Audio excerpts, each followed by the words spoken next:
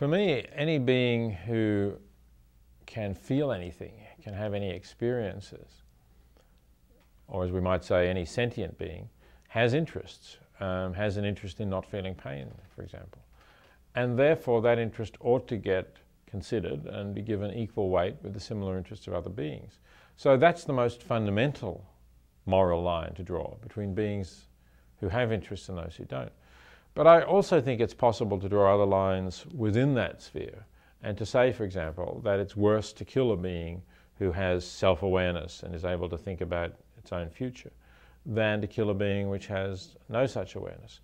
So within that basic line of the capacity to feel or experience something, I think it's reasonable to draw other lines about precisely what kinds of rights you're going to give to other beings.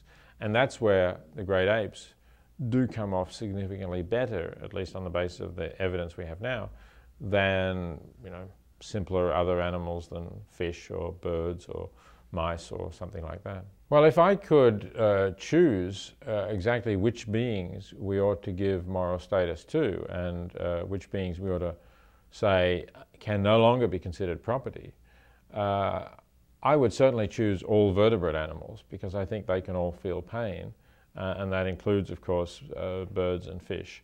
I would also include some invertebrates because I think there's good evidence that, say, the octopus, which is an invertebrate but clearly can learn and exhibit remarkable evidence of intelligence. I would think that they ought to also be included.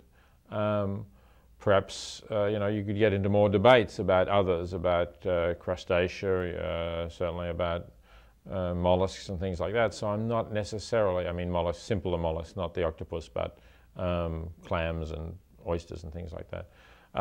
So I'm not going to simply categorically say all animals.